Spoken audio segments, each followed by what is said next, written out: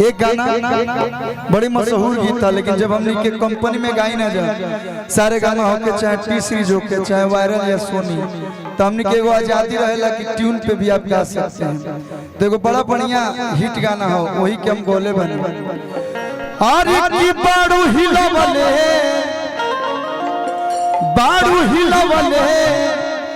UP Bihar के जा झार के हिलावत तो बाड़ू तू इनकर हिलावत देख के कमर हमरो हिलावे के मन करता कमर ना भाई कुछ बोल पाए घरे अलग अलग सरपंच बनने की कोशिश मत करो मंच पर गायक बन के रहो। अरे की बाड़ू हिलावले अरे यूपी बिहार के जा झार के हम तनी मनी डांस कर दिखा भैया तनिक बार आप मीठा मीठा ताली बजा दीजिए तो मन करेगा कि हाँ कर दे। हाँ अब थोड़ा ठीक ठाक लगा। अरे की बाड़ू हिलावले एकदम पक्का बाय डांस हुई। अरे की यूपी बिहार के जा अरे जा झार के बाकी होई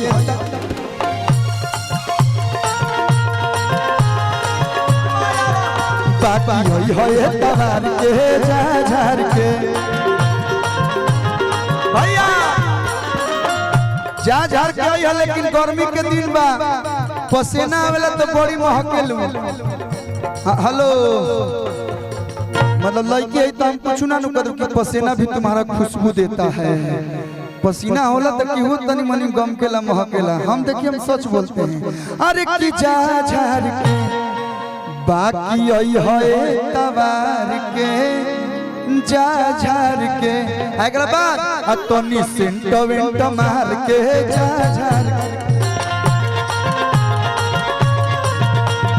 सेंट मार के जा झार के दिल के बढ़ा के गई आई लही तई में चार दिन खातिर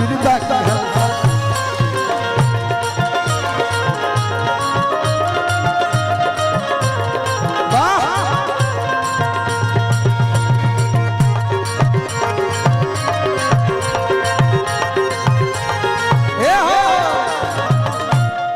लागेलू झकास सुंदर लगा तरी कहीं कहीं हमारो ये बड़ा सुंदर लगा तरी कि लागेलू झकास तनी पास आवरानी लागेलू झकास तनी पास आवरानी अब प्यार से तू ढार दो गिलास में जवानी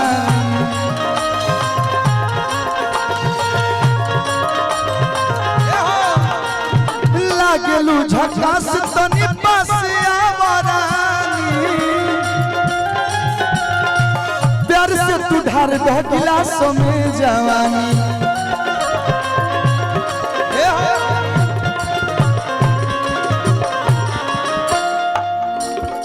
माजा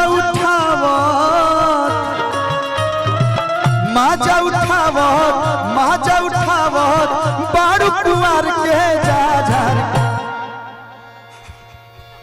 वाटर पार्क में आई बाड़ू मजा आ रही है मतलब बिना म्यूजिक को। अरे नहीं बहुत अच्छा डांस कर रही है। देखिए हम थोड़ा अच्छा हम मस्ती मजाक तो हम लोग से ना करते कि करा से करें। मेरे से मिलने आई है आओ मिल लो गुड मतलब तो अब आई के गोड़ छुए से तो अच्छा लगे। हम शुरू में कहने लगी गोड़ छुए से अच्छा ना लगे।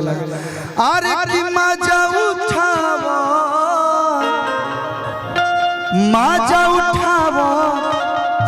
बड़ू कुमार के जा ई कौन कुमार हो जान चेक करे जाता है।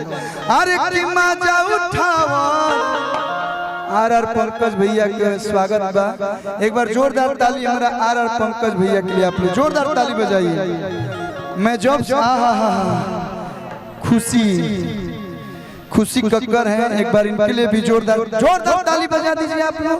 हम बोले ना कलाकार अभी बहुत सारे हैं।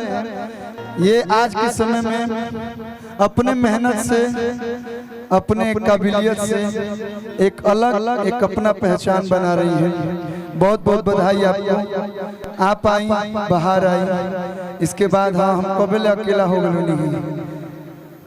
अरे की मजा उठावत, हम आर पंकज भैया के बारे में कुछ बोल रहे थे। आज कलुआ जौन भी तनी मनी गावता, माइनर मेजर असगर भैया हम जाना तनी हटो लोग हो 5.5 CBAEF सबसे ज्यादा सिखावे वाला ही है हमें। आजो हम जहाँ हुआ इन्हें पहला फोन करे करीना, और अधिकतर बचपन से लेके अभी तक जौन चोलिया के हूँ का आप लोग सुननी हालो, ये हमारे भैया के लिखल है। एक बार जोरदार ताली हमारे यार पंकज भैया के लिए बजा दीजिए। आप हमारे जीवन में बहुत अहमियत रखते हैं। आप हैं तो मैं हूँ। बहुत बहुत धन्यवाद। अब 2-4 बार भाई भाई कहो तो हमारा शौक भूख लगी कि 2-4 लाख घाटा लागल हमारा। अरे की मजा उठावो, मजा उठावो, अरे की बारू कुंवर के जा जा, तन मनी सब लोग है पोजीशन में हो जालो। अरे की जा झार के होने हो। हाँ हम कुछ नहीं करते हैं, इधर उधर कुछ नहीं, हम बस तन मनी कमर मारेंगे, एक साथ सब लोग मारेंगे तो अच्छा लगेगा। इन्हीं के जानते से कि और लोग खानी कुछ ऊपर नीचे करे ना ना बाप रे। अरे की जा झार के बाकी ओई होए,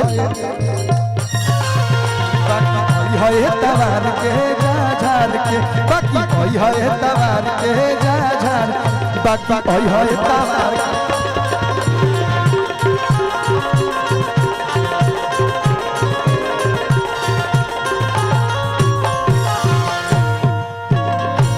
बाकी ओई है तवार के जा झार के। हयाई की कुर्सी खोजत रहन का व्यवस्था में